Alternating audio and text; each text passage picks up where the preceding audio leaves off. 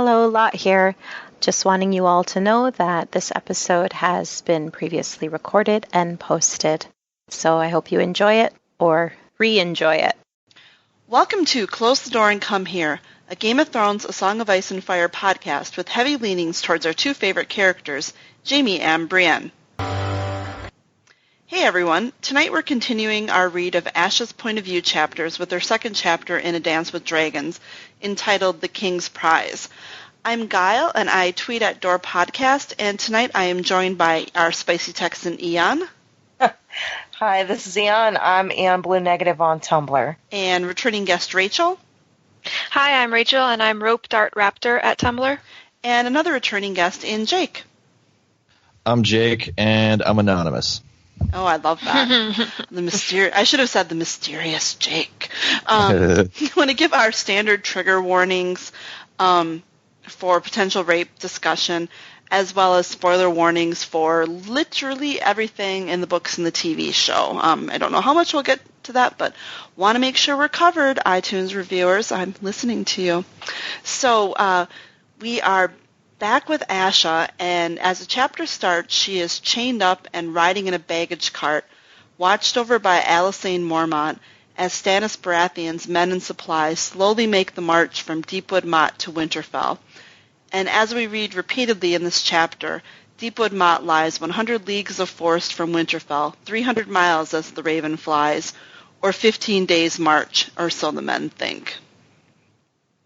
And although some of them think that Robert would do the march in just 10 days, and Justin Massey, who we meet in this chapter, suggests that no one should actually say this to Stannis, however, leading Asha to realize that Stannis still lives in his brother's shadow, and she thinks about how, even with everything Theon, everything that's happened with Theon, he'll always be her little brother, and every little brother is always a little brother, which again,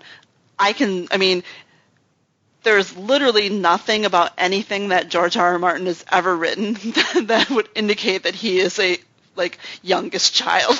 There's nothing. He is so oldest or middle child, it's not even funny. As you might guess, I'm a youngest child. So anyway. Yeah, I was gonna say, I am an only child, and would you care to elaborate on how you? Oh, it's just so. Personal story, but I'm the youngest of 6 kids, and I'm the youngest by quite a bit. So my closest sibling in age to me is 5 years, and then there's one that's 11, one that's 13, 14, and then 15 years older than me. So, I could be whatever age exists, but I'm still going to be 15 years younger than my siblings. So I'm, always going to be, that kid. You're never going to be seen the same. You're never going to really be seen as an adult. I feel like I could be 70 years old, but I'll have an 86-year-old sister. I'll be like, you don't know jack shit. And I kind of feel like that's probably Theon. He could be, he could be anything, and he's never going to be anything other than Ash's little brother to him. Always the baby boy. Yeah. For the mother too. Yeah, for sure. Literally for her. That's something Alfie Allen always played really well on the show. That's kind of almost childlike quality. Which in Theon. Given him being a famous younger brother as well, totally makes sense. Method.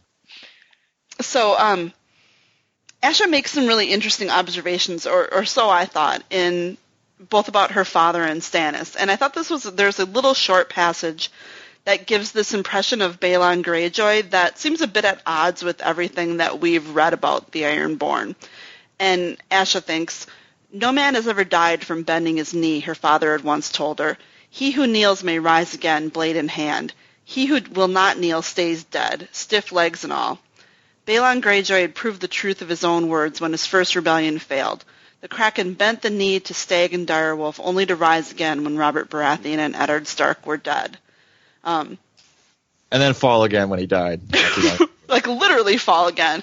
But it was, it's interesting because I think we do get this impression that the Ironborn, and, even in Asha's prior chapter, where the Ironborn were kind of deciding how exactly they wanted to die, rather than surrender.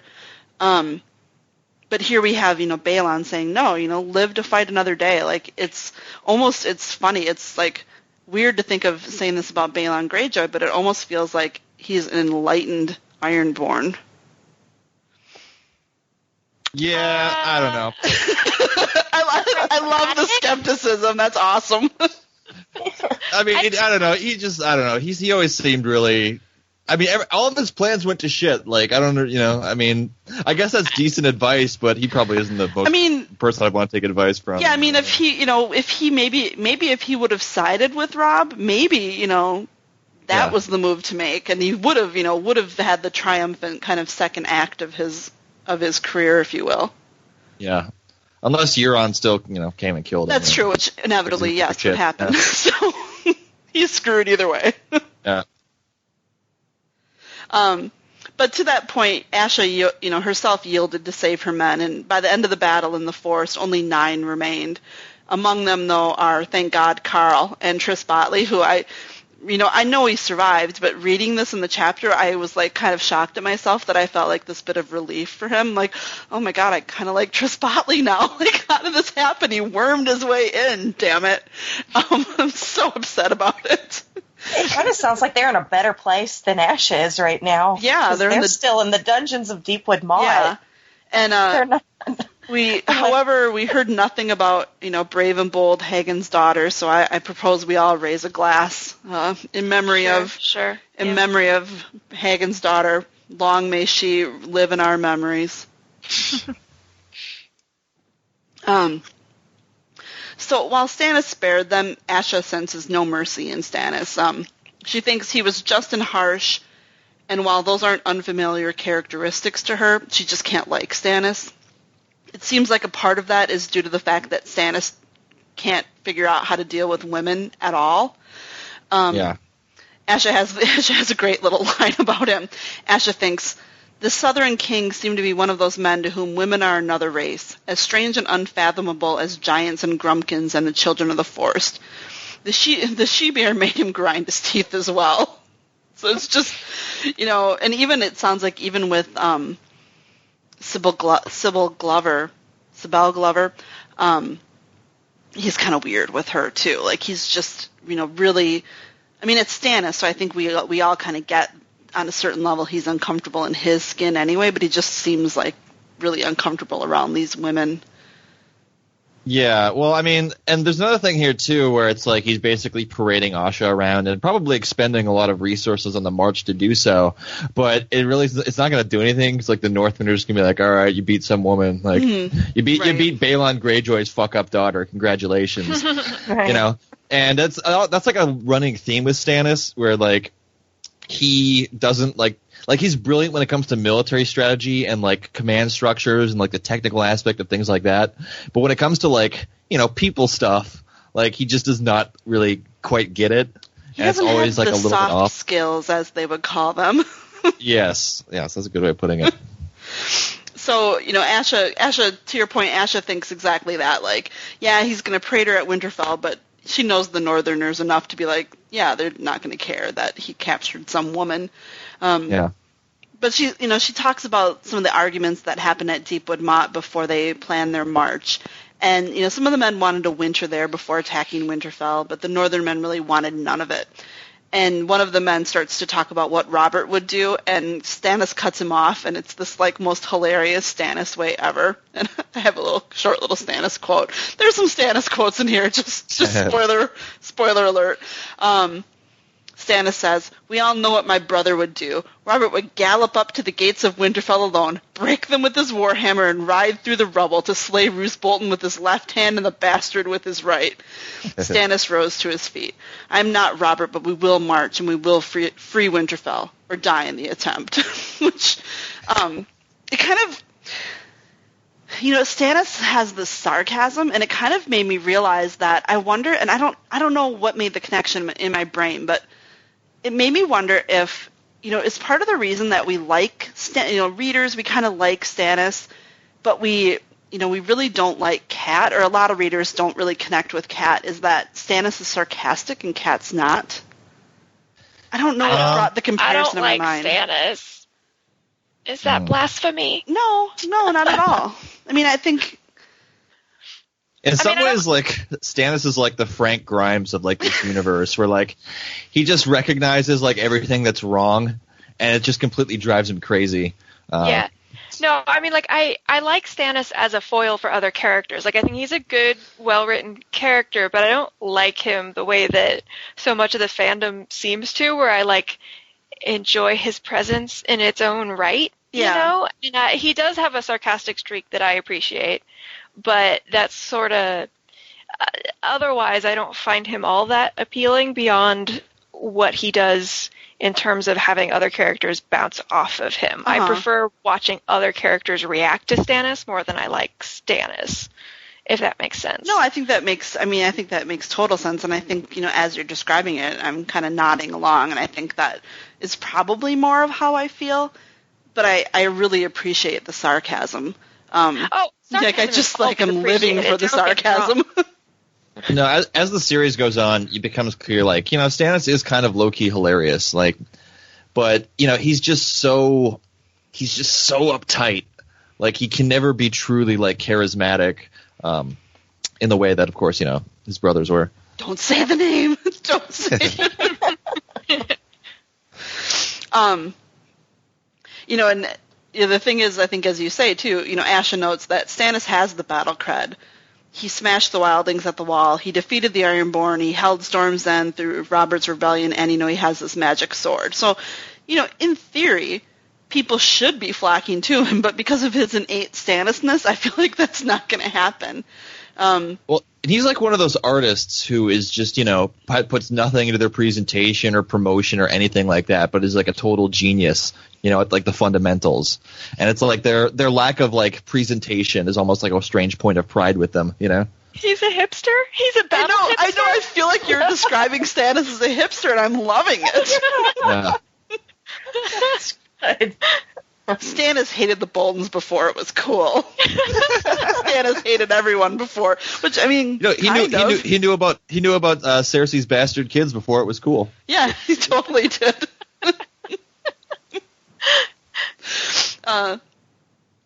So, Stannis also reasons that once he bloodies the Boltons, he thinks most of the North will turn on them. So, I mean, again, like, strategically here, he's not, we suspect strongly that he's not wrong. Like, he's on the right path. There's just, like, it seems like if he were any other human being on Earth, he could do better at this. But it's like, because of who he is, this is, like, as good as it's going to get, Yep. So poor Justin Massey here is giving Asha this food and gossip, and he's really interested in getting her lands, and she's quite aware of this, but she doesn't have her lands. She doesn't think he's the man to help her get them back, and I honestly think that her heart is back in Deepwood Mott in the dungeons with Carl and Triss. Like, it just seems like, I don't know that she would ever admit that to herself, but. That's...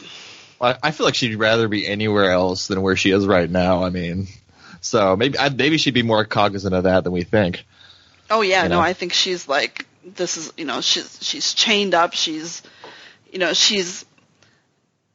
this first, death march to oblivion. Yeah, I mean, at first they're doing okay. So they make 22 miles the first day and 22 the second, and Asha's just stir crazy, and they're not going to give her a horse, and they lay Theon's sins at her feet.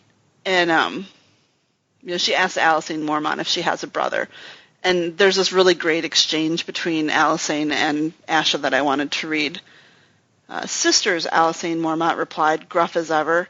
5 we were, all girls. Lyanna is back on Bear Island. Lyra and Jory are with our mother. Daisy was murdered. The Red Wedding?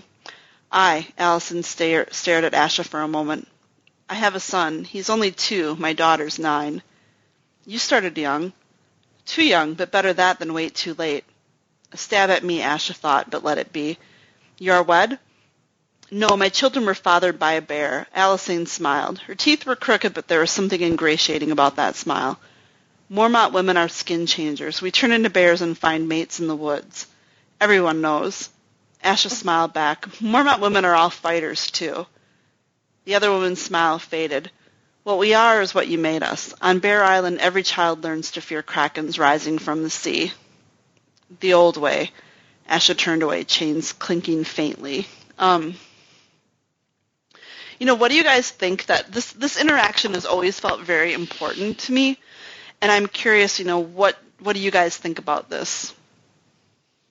I mean, I like to think that if Asha did gain control of the Iron Islands, she would be able to, kind of broker more peace and, steer things in a more enlightened direction on that island somehow. That's a nice, fantasy that I have. I don't know how viable it is, but it's interesting to watch Asha kind of she enjoys the adrenaline rush of her culture, but I think she's also a lot more cognizant of the personal cost that it has on the immediate vicinity and the people that they hit, and it's interesting to watch that play out in her character. Yeah, and on her her own family, she's lost 2 brothers to death and a third to Yeah, no, absolutely. Just in that particular snippet, that's definitely about what they've done to Bear Island.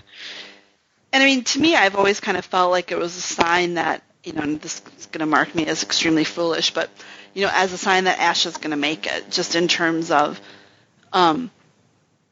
she thinks the old way, and I feel like there's some, and I've always kind of felt about Jaime the same way, that there are the characters who can see that the old way ain't going to cut it and are going to be the ones that are going to be more adaptable, and she's always felt more adaptable to me than than any of the other Greyjoys, of course, but than even most of the other characters that have leadership potential in this world after whatever happens.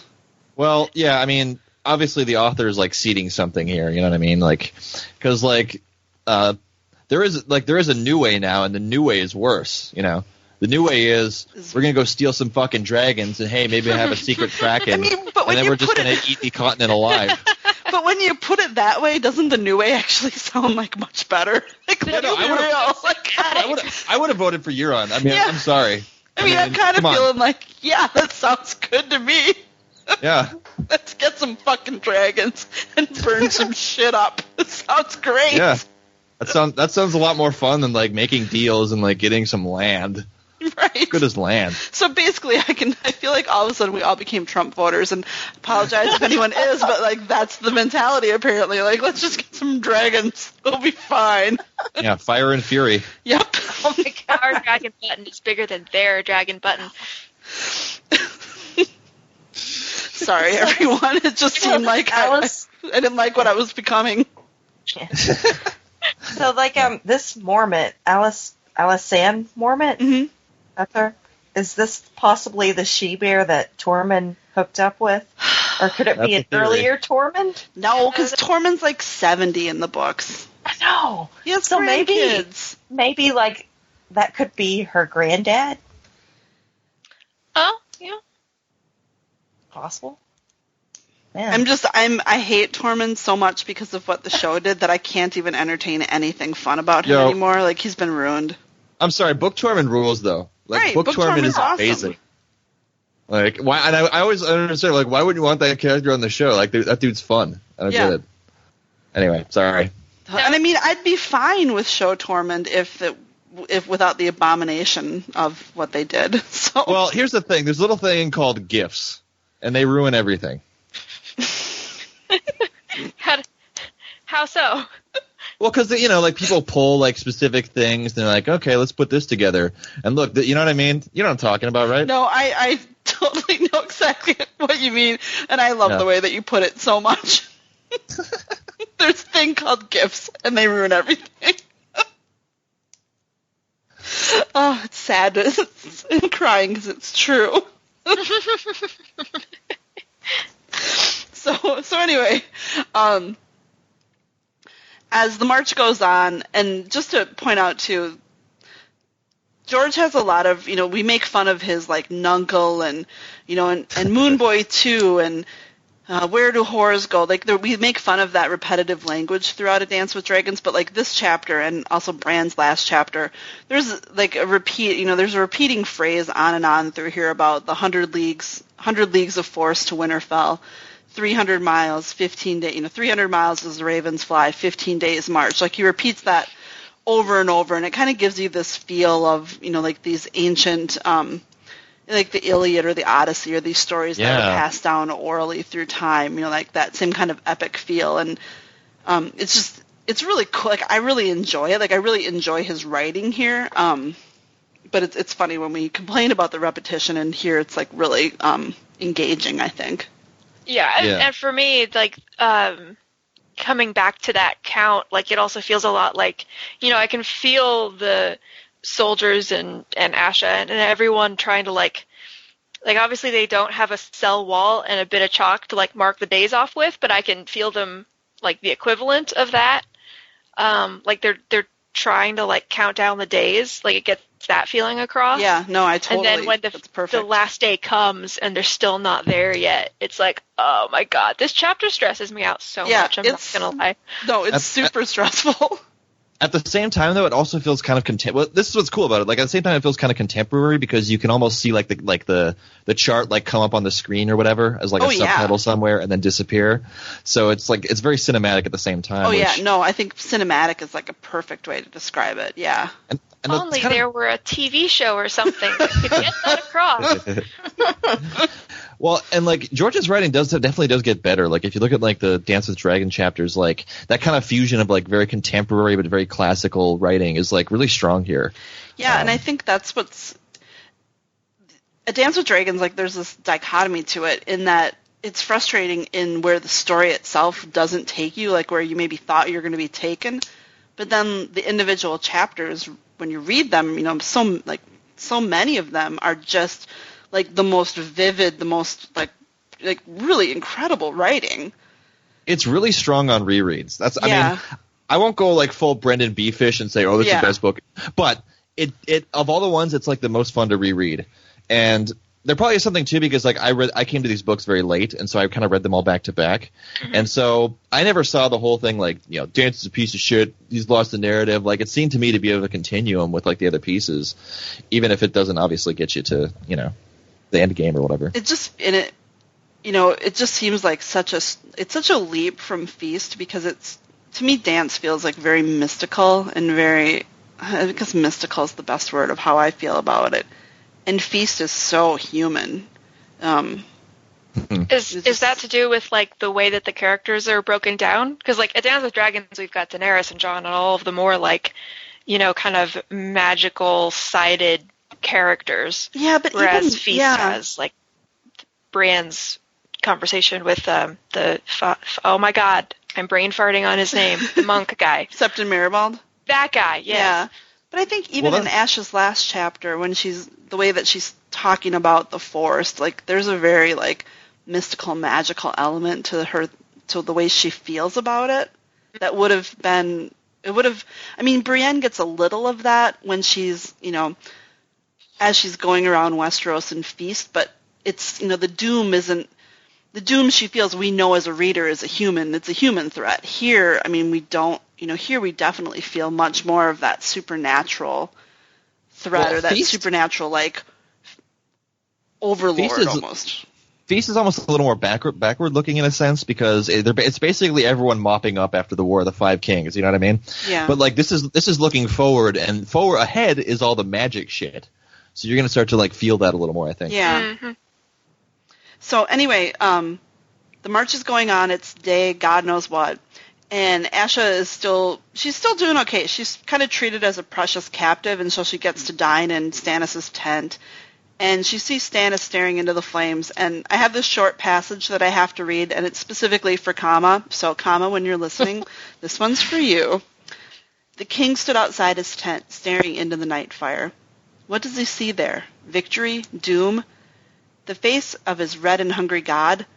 His eyes were sunk in deep pits, his close-cropped beard no more than a shadow across his hollow cheeks and bony jawbone. Yet there was power in his stare, an iron ferocity that told Asha this man would never, ever turn back from his course. I feel like somewhere Kama's like, yes! This is the moment.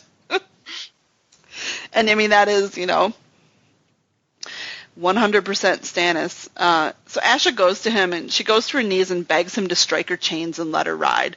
She promises him her ships and her men, and even the men at Torrens Square. She'll help him take Winterfell, and she tells him that Robert was known for turning friends into foes, and unfortunately that triggers like all of Stannis' middle child angst, and he just leaves. Like, Robert, nope, out. Like, he just can't handle it, and Justin Massey kind of like, afterwards, like, that was a bad idea, dude. And she's like, yep. Yeah. I do like that. I do like that line though, where it's like Stannis looked at her as he might look at a dog who presumed to hump against his leg. It's such an evocative image. Oh, Stannis.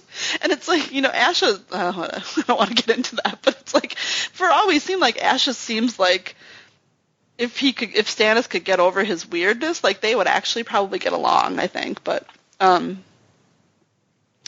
so the weather is getting worse and worse, and the marching is getting difficult, and the whole train travels fewer miles every day.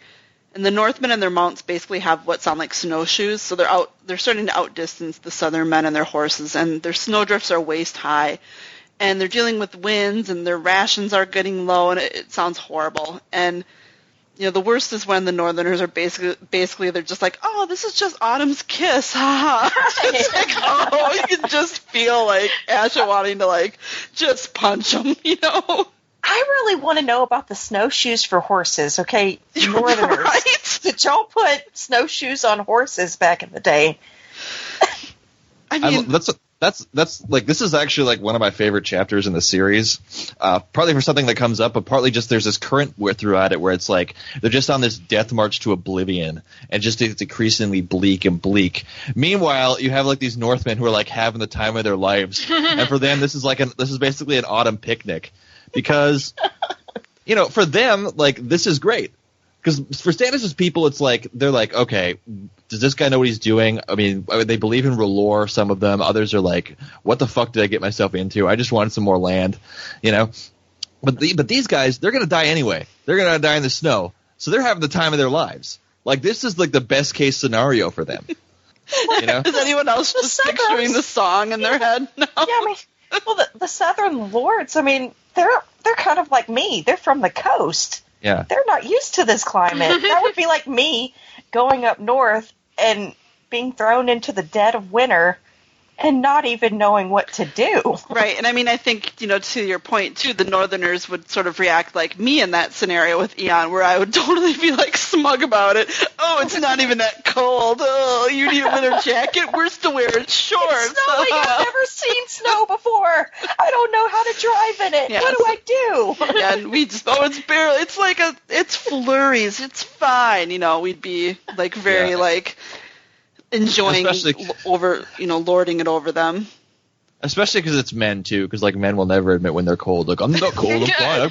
I'm wearing this t-shirt, I'm good, bro. So. It is always my favorite when you see, like, the men. Like, I live in the north, and, like, you hit 40 degrees in February, and legit, like, everyone is going to be wearing shorts. Yep. Morons that we are. I've Googled horse snowshoes, and it is funny looking. So it really is a thing. It's a thing. I don't know if it was a thing like back in medieval times, but it exists, and they basically just look like extra large planks of wood that the horses strap, like extra big shoes, basically. Into. What? They put the hooves into them? No, it looks like it works like human snowshoes, but they're shaped differently. It's more like literally just like you saw off a bit of 2x4 so that it's a wider footprint, and then you strap the horse's foot to it. And it looks funny. It looks like they're going to do some clogging or something. And I can see why the Southern horses would be averse to the idea. Oh, yeah. Poor Southern horses. I just felt horrible for the horses. I mean, yeah. People Always, too. all the time. But, yeah, just... I can't. I have to like divorce myself from thinking about the horses. Well, they lose. Like, they started out with like 800 horse, and they get there, they have like 60. I think is the numbers I've read. Like, it's bad. So they're only on the night. Well, so actually, there's a good point where the men are already. It's like 8 days in we find out, and the men are already talking about sacrificing an unbeliever to improve the weather, and Stannis points out that, half of his army is made up of unbelievers. And in one of the great Stannis moments, he tells the men to pray harder. Which, I want to use that in real life. So, what's kind of interesting is, we're at this point of the chapter, and it feels like they've been on, even just reading it, it feels like they've kind of been on the way forever, but it's the 9th day of the march, and at this point they're happy to make 2 miles, and the men and horses are starting to go missing in the snow, and they talk about how men just kind of wander, off, and or sit in the snow and die. And it kind of reminds me what you hear about on Mount Everest sometimes, with like the people that were low on oxygen and just kind of, like sat in the snow. Well, yeah, and because when you freeze to death, you get really warm. It's actually like a very pleasant feeling. Oh. Yeah. Like if you're going to choose between like dying in the desert and dying in deep snow, you want to go deep snow for sure. Good. Yeah. This is good to know. Yeah, important information, listeners. I think there's a point where your nervous system stops being able to differentiate between cold and warm. So your brain is just like, oh, well, I guess I'm so cold that I'm warm now. And you drift off to a lovely slumber. Wow. Yeah, it does kind of sound great. No, I'm kind of like, damn, that doesn't sound bad. Just saying. Yeah. So we move on, and on the 20th day, one of the horses carrying Asha's wagon dies, and she's finally released, but she has to walk. And one of the things I neglected to mention is it kind of sounds like she has a broken ankle or, a pretty messed up ankle. So she's, walking around on that and is thinking about how, pretty soon it'll freeze and I won't feel it anymore, which basically kind of happens. So they're on the 26th day of the 15-day march, and they run out of vegetables. And then on the 30th day, they run out of grain. So they're living on half-frozen horse meat. But, they think that they're maybe 3 days from Winterfell, but they really have no idea. And they keep pushing on until the Southerners start to turn against the Northmen and wonder why they're enduring this march. And, one of the Northmen, Morgan Little, who it turns out he's the man that Asha fought in the forest in our last chapter, and he actually apologized to her for not trying to kill her, but for calling her a cunt. So he's one up on lots of people, and his answer to why is Ned. He just says Ned's girl, and that's so awkward later. Yeah, these Northmen are unfailingly loyal to Ned, and I think that says a lot about Ned. And I'm just wondering, like, how do we think Stannis feels about that loyalty, just given, how disloyal half the men of the Stormlands were to him at the beginning even? Yeah, that's a good point. He's got to be so aggravated because, it's very clear that he lacks the sort of emotional intelligence to understand what brings that kind of loyalty about. He doesn't get what actually endears a leader to their people. So, it's got to just be so aggravating and baffling for him. Well, I feel like... Oh, sorry. No, that I was wrapping up there. Just, he must think that... I don't know that he would think that he's missing anything, but at the same time, he's clearly missing something. And I can only imagine the mental circles that he runs himself in. I think he would probably interpret it as like, you know what, the Northerners up here, they know how to do things right. They do things the right way. Yeah. But I think on the other hand, it probably grates on his ego a little bit because, before he had to march in Robert's shadow, and now he has to march in Ned's essentially. But since it's kind of all his best card he has to play right now, he kind of has to just kind of deal with it. Yep. Yeah, I know that, and I think, he obviously knew Ned, and at least a little, he would have known Ned a bit when he was young. I'm sure he would have met him at some, he would have met him and known him at some point. Or, when they were in the, I'm blanking on it, but the Ironborn Revolt. Right. Although the Greyjoy Rebellion, if they were in there together. But, and it seems like, Ned is so unlike Robert that Stannis might have just liked him by... him not being like Robert. By contrast. Although I would think he'd be jealous of Robert's feelings towards Ned, too, so... Right, because he always hastens to add when everyone mentions like Ned to him, he's like, he was a good man, but he was no friend to me. Yeah, yeah. And he always hastens to add that, even when you would think you would be scoring points by being like, yeah, I knew him, he was cool, you know. He always has to add, he wasn't my friend. So there was definitely, I'm thinking there was definitely like feelings of resentment there, where it's like, okay, Robert's supposed to be in charge here. This is all falling to me, but he's running around with Ned Stark in the Eyrie, you know, and the other, like, why is, like, he probably recognized the similarities between himself and Ned, and is like, well, why is he best friends with Ned? But like, he always why do Ned's low-key people bullied me, you know? And why do Ned's people, like, care so much about him, whereas my people, you know, hate me, you know? Yeah. Or not hate me, but, you know, they are perfectly willing to run off with my piece of crap little brother against me. Yeah. So, you know, as they're talking about, you know, why are they doing this, blah, blah, blah, and one of the Northmen explains, and this is like one of the classic quotes from this chapter, and he says, "Winter is almost upon us, boy, and winter is death. I would sooner my men die fighting for Ned's little girl than alone and hungry in the snow, weeping tears that freeze upon their cheeks. No one sings songs of men who die like that. As for me, I am old. This will be my last winter. Let me bathe in Bolton blood before I die. I want to feel it spatter across my face when my axe bites deep into a Bolton skull. I want to lick it off my lips and die with the taste of it on my tongue." Sorry. Like, I'm sure the speaker wasn't laughing when they were saying that, but I have a hard time. No, that's a perfectly valid reading. No, like, I think so, actually, because after that, like, you know, like Morgan Little yells blood and battle, and then they're all shouting and banging their clubs and drinking horns on the table and so it's like drunk filling talk? the tent with Well, this is actually like one of my favorite scenes in like the series, and like one of my favorite speeches, because he goes like, before that he goes, you know, men are dying. More will die before we see Winterfell. What of it? This is war. Men die in war. That is as it should be, as it has always been.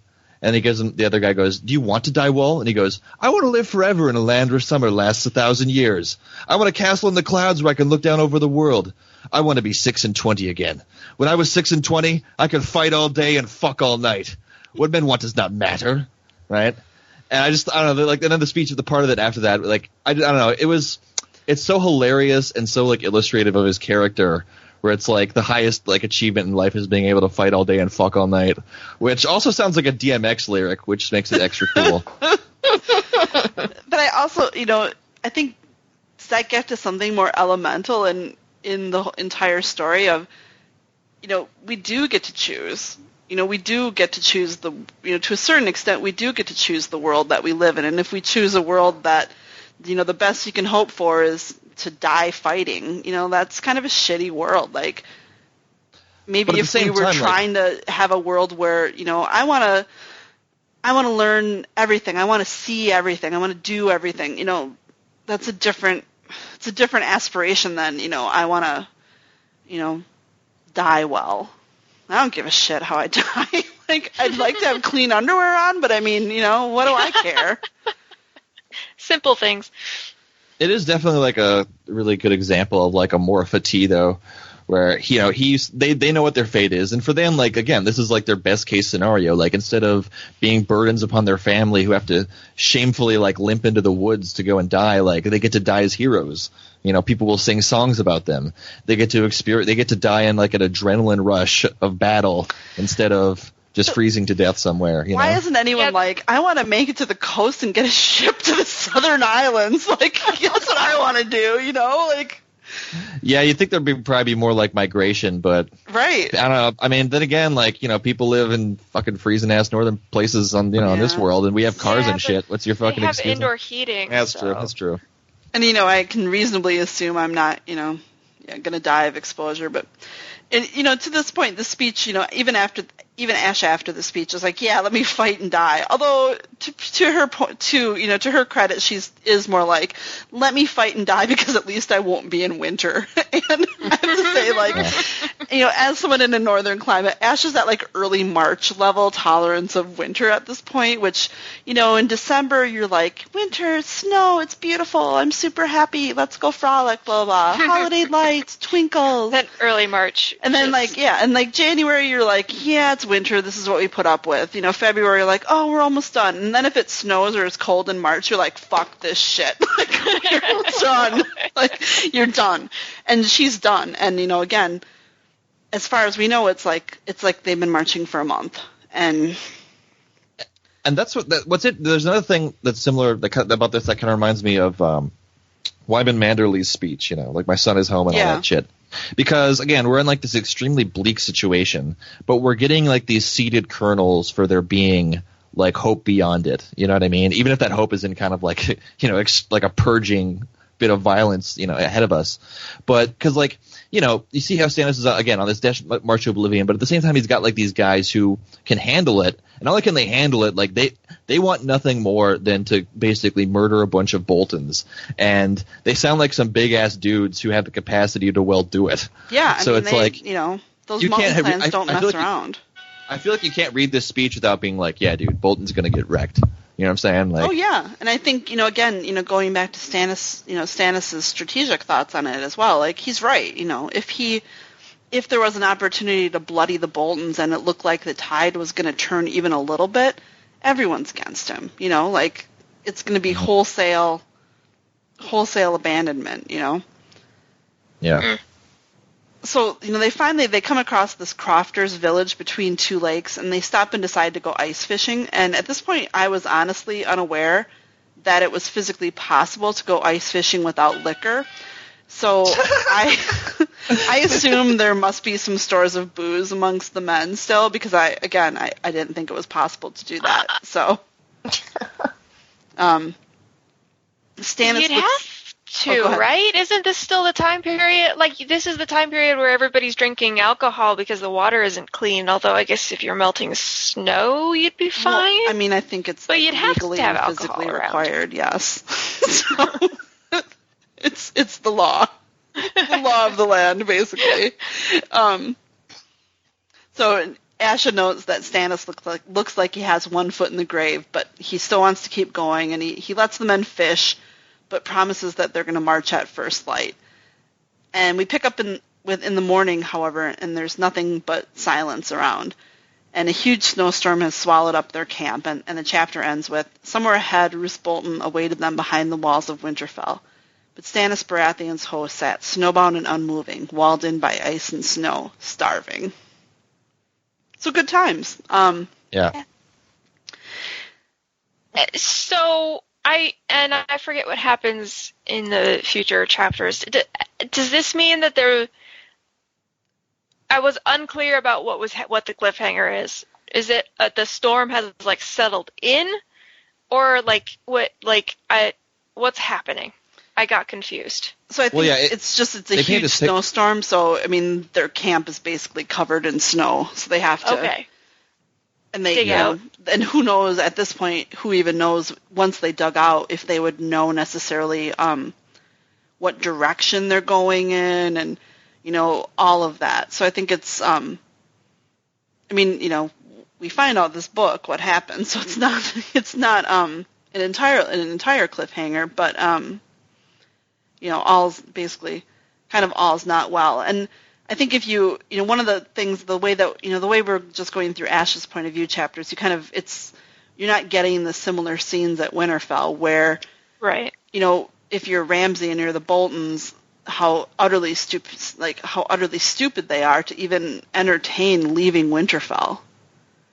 That's literally the only way that anything bad could happen to them against Stannis' army is if they engaged it, because Stannis' army is obviously in no position to do anything other than, just try to exist, basically, I think. Yeah. But, good times. Good times. Yeah. We did have a request to discuss Justin Massey a little bit more, so I would wonder if anyone had any more distinct impressions of Justin Massey, and do we like him? Is he maybe being a little bit too overly obvious with Asha. He seems like he's smart, but yeah, it just seems like he's so like grossly obvious in his intentions. I mean, it's probably going to be obvious to me. I mean, this isn't like a casual place to meet women, you know? Right. This is a very good point. And it sounds like, Alicent told her that he was after Val at the wall. So it's like, Justin Massey has no game. It kind of sounds like maybe like... Well, yeah, I mean, it's a timing question, but it's also... And the other thing is, I mean, that isn't necessarily proof that he's gold digging, you know what I mean? Because there aren't a lot of women around, he doesn't have a lot of options, I mean, even if he is, though, like, it's still, like, if that's the worst thing that you can say about him, given the context of the world that he lives in, I'm okay with him, really? I ain't saying he's a gold digger. But... No, I'm saying that. Yeah. I'm saying that. No, I'm also saying he's a gold digger. Yeah. But, yeah, I mean, he seems perfectly, perfectly likable. I hope he makes it. It's, seems like Asha, like, I feel like if you're going to go to, like, the Bachelorette scenario and think about, like, the various women in A Song of Ice and Fire and who they might have as potential love interests, Asha's, like, not doing bad. Like, she's got Carl, who we all love, Tris Botley, who, I'm warming up to him, and Justin Massey seems like a solid dude. Like, she's actually got some decent options, compared to, like, Sansa. Or... Yeah. Poor Sansa. Or, Dany actually has some pretty terrible options as well. Yeah, and, she does. Asha seems to be doing pretty well, I feel like. Maybe Arianne has got some decent, guys around her, but they're all kind of scuzzbags. Whereas I feel like Asha's guys are not super scuzzbags. They're just, maybe, a little... Kind of dim. Yeah, a little dim, but I think, she might like him dim. Although I don't think Justin Massey is dumb. I think he's just I think he's dumb at being a gold digger. Yeah, that's exactly fine. it. He's dumb at being a gold digger. That's just fine. That is a good way to gold dig. It's nice and transparent, I'm into it. It's true. No, they probably need more like lessons on that in knight training, because you become a knight to transcend your class basically, or so you're gonna try to marry off to somebody, Well, right. I mean, like obviously Hyle Hunt's the gold standard. Yeah. Like a little transparent, but for the most part, like pretty damn slick. Like you gotta, Hyle Hunt does a good job. Speaking of which, how slick is that guy? Because he was literally like when they're about to die, like, "Hey, you could have married me. Now you're here. Think about that shit." Like, I mean, is that slick? He's awesome. Yeah, tunnel vision. It was a little tunnel vision-y. I think he's just, he's trying to lighten the moment because what else do you frickin' say when you're gonna get hung? Like, yeah. He's also I'll go kill Jaime. Yeah, that was legit funny. That was funny. We actually, oddly enough, have a Hyle Hunt special episode coming up in, I believe, 3 weeks. We'll have our an entire episode dedicated to Hyle Hunt. So, mark your calendars. I could probably look, but I don't really want to at the moment. How about that for good podcasting, people? Sorry about that. Hey, Eon, do we have any mail today? We actually do. We have a iTunes review. Sweet. Yes. I'm sorry. It actually came in on May 31st, so I'm sorry we didn't find it until today. But I'm going to read it right now. It's from Miss McSorty, and she gave us 5 stars. Yay! Yay! It's the Song of Ice and Fire got friends I wish I had. I've been listening to this wonderful podcast for a few years now. Sorry if it took me so long to write a review. I'm a lazy listener, and I still look forward to every single episode. The majority female cast, variety in topics, and special episodes such as the occasional hilarious drunk cast really set this podcast apart amongst the many in the fandom. It's been said before, but I have to reiterate that the easy banter and fun anecdotes of the cast make it feel like you are hanging out with your friends, sharing a bottle of wine or 7, all the while breaking down the minutiae of your favorite fantasy series in the most absurd and irreverent way possible. Close the Door spoils everything, is rarely safe for work, and always open for your weirdest, most shameful ships and theories. Please never stop. Love you guys. Oh, thank you. And thank you to whoever was closing their door. just not, that was not an intentional sound effect, but it worked really well. That was perfect. So I did want to point out we do our special Heil Hunt episode is going to be, you'll find it on July 3rd, but on July 2nd for our Patreons. And what's a Patreon, you say? Well, a Patreon are our most special, wonderful people that sponsor us on Patreon, and they receive special benefits like receiving all of our episodes a day early. So I would encourage those of you who want to support us, we use your Patreon support for things like our hosting fees and golden microphones and headsets for all of us. And, cutting-edge sound effects, but mostly hosting fees. So consider supporting us on Patreon, and you can find us on iTunes, Stitcher, Google Play, Podbean, and all of those places like that. If you want to interact with us, we would love to hear from you. You can email us at closethedoorand@gmail.com. You can find us on Tumblr at closethedoorandcomehere. You can find us on Twitter at Door Podcast, and you can actually find us on Facebook at Close the Door and Come Here. I will amend that to say we're not super active on Facebook, but definitely, we're definitely around on Tumblr and Twitter quite a bit. So we'd love to hear from you all. Anything else anyone has on this chapter? I'm really enjoying the Asha chapters. I don't know about anyone else, but yeah, I'm digging them. No, I like them. Asha's really great. This felt a little more like a camera chapter than previous. Yeah, like a camera on Stannis, which maybe, is kind of why we like it. So, yeah, I'm fine with it. Yeah, I know. It's like, I can't help it. I do like the guy. Anyway, I am closing the door. Get out.